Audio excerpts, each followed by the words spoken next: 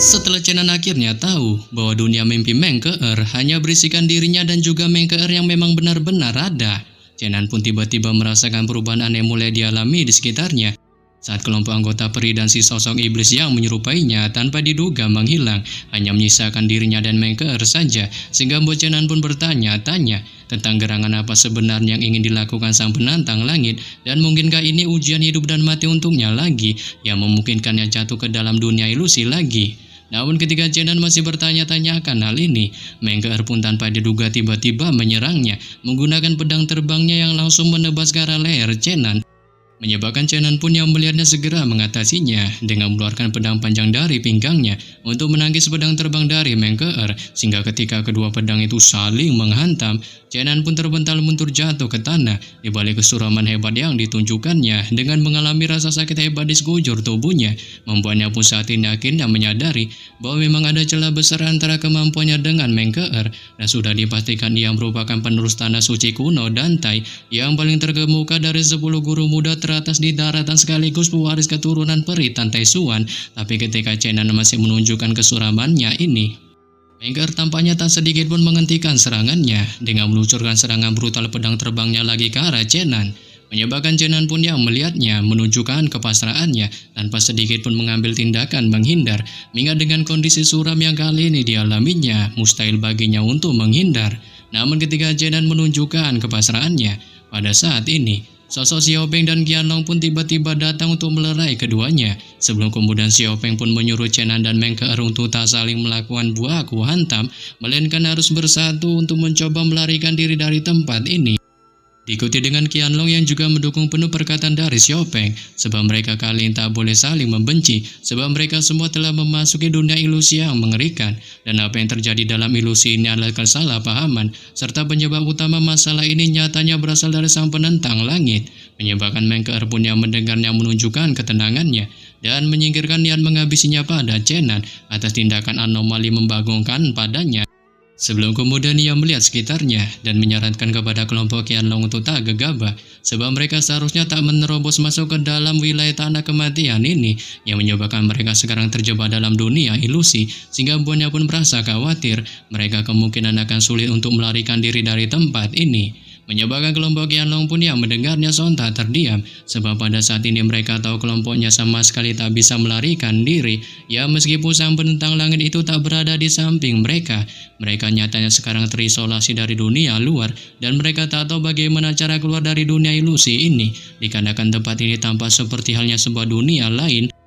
Yang bahkan Chenan juga menunjukkan hal yang sama, dan diam-diam merasakan bahwa Mengkeer memiliki keyakinan cukup kuat akan situasi ini, serta merasa dirinya sangat mirip dengan peri Tantai Suan yang memiliki pemikiran sangat mendalam. Terlebih lagi ia dapat melihat semua orang di lapangan saat ini bisa dikatakan sedang memikirkan satu sama lain dan memikirkan cara untuk melarikan diri dari tempat ini. Dengan Chenan tanpa sengaja melihat kelompoknya menemukan sosok Ling Yun yang merupakan pemuda dari keluarga Ling, serta salah satu dari 10 keluarga kultivasi teratas di daratan timur yang terus menunjukkan kebenciannya padanya. Dan Chenan selalu merasa bahwa tuan muda keluarga Ling yang beralis pedang serta herok ini tampaknya memiliki penampilan yang beragam.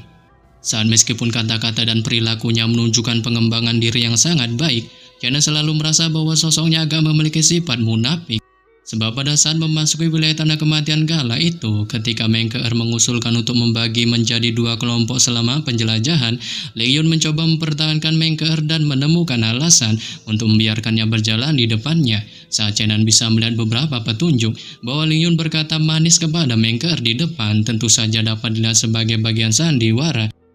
Tapi dalam hal itu, ia nyatanya jelas menunjukkan keegoisannya, menyerahkan bahaya kepada orang lain demi keselamatannya sendiri. Namun ketika Chenan masih memikirkan hal ini, Alice, si penyihir wanita bertopeng misterius dari Akademi Ilusi pun tiba-tiba mendatanginya, dan secara penuh Shirin menanyakan padanya mengenai gerangan dirinya. Ya, mengapa bisa berbicara dengan sang penentang langit sebelumnya, dan bagaimana juga dirinya bisa mengerti dengan bahasa kuno yang dilontarkannya. Saat Chenan pun yang mendengarnya menuju ke arah wajah kikuknya, dengan tak menyangka kelompok Alice akan menanyakan hal ini padanya. Sebelum kemudian ia pun memutuskan berterus terang memberitahukan mereka bahwa hal itu diketahuinya dari sebuah desa di pegunungan kecil yang terisolasi dari dunia luar, yang mana waktu itu ketika ia tumbuh besar di desa ini,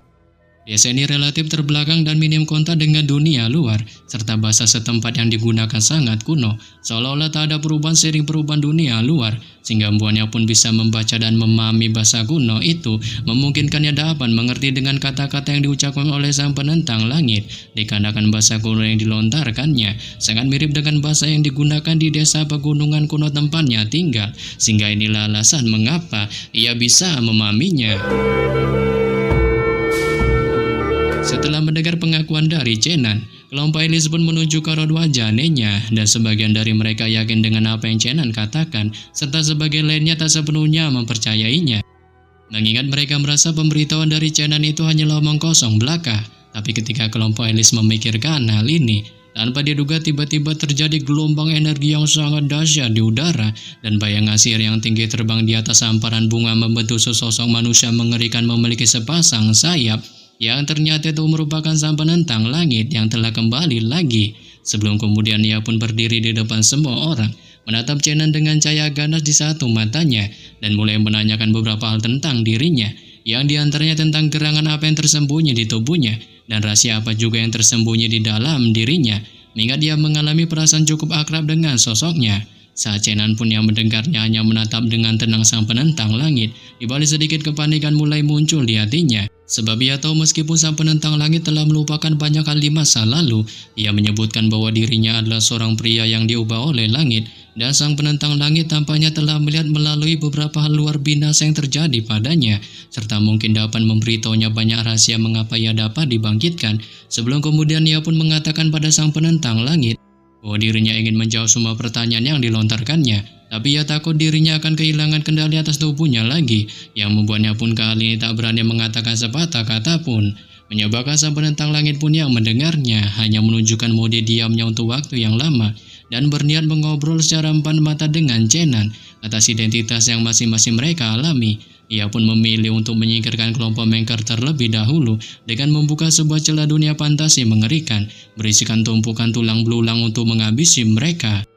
Namun melihat tindakan brutal yang akan dilakukan sang penentang langit, Chenan pun secara lantang menyuruhnya untuk menghentikannya, mengingat ia tahu meskipun dirinya dan kelompok Mengker tak memiliki persahabatan yang mendalam, bagaimanapun juga mereka adalah para temannya yang memungkinkannya tak akan bisa melihat mereka mokat. Tapi di sini sang penentang langit pun bersikeras ke atas tindakannya, sebab ia merasa tak seorang pun dari kelompok Mengker yang bisa lulus ujian ilusi langit virtualnya, dan menurut apa yang dikatakannya sebelumnya, mereka semua haruslah mati ke dalam dunia fantasi tulang mengerikannya, sehingga menyebabkan Chenan pun yang mendengarnya tak kuasanya menunjukkan kepanikannya.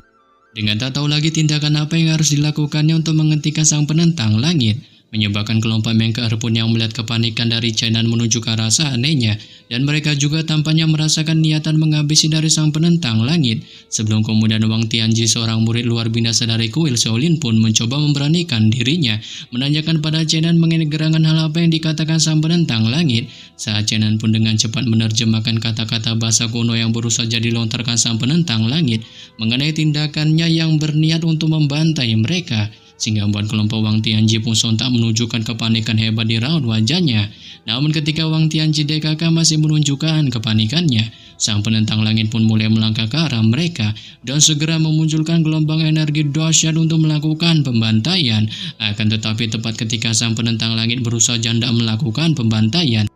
pada saat ini, Mengker pun tiba-tiba melontarkan teriakannya dalam bahasa kuno, menyebutkan tentang berbagai macam pertanyaan mengenai masa lalu 10.000 tahun yang sebelumnya pernah dilontarkan Chenan, sampai-sampai membuat sang penentang langit menjadi gila, menyebabkan kelompok Chenan pun yang mendengarnya spontan menunjukkan keterkejutan bercampur kebingungannya dengan tak menyangka Mengker juga mengerti kata-kata bahasa kuno itu, dan setelah mendengar pertanyaan dalam bahasa kuno ini, sang penentang langit pun tiba-tiba mulai menunjukkan mode tantrumnya, memunculkan sejumlah besar energi dahsyat untuk menghancurkan sekitarnya, sampai-sampai mengakibatkan kelompok Chenan pun masing-masing menunjukkan kesuramannya.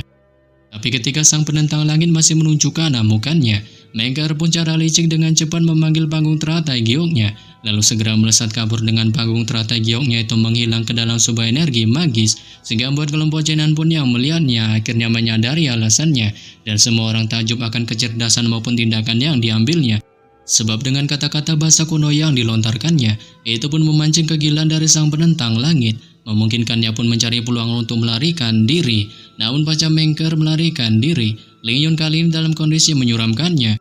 Tiba-tiba mengeluarkan sebuah gulungan dari tangannya dan setelah membukanya, ia pun memunculkan sebuah pisau di tangannya yang tanpa ampun ditusukkannya ke arah dada Wang Tian, diikuti juga dengan kedua kesatria wanita bernama Lisa dan satu rekannya.